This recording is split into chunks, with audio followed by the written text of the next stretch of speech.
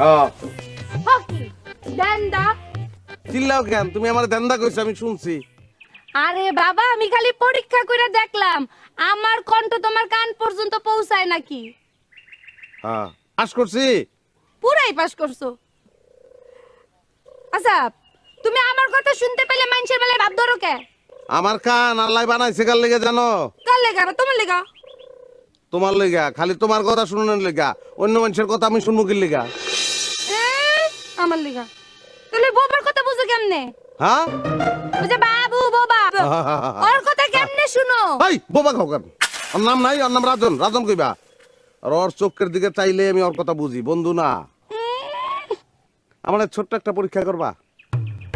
কেমনে? জুড়ে, অনেক জুড়ে কও আই লাভ ইউ। আচ্ছা,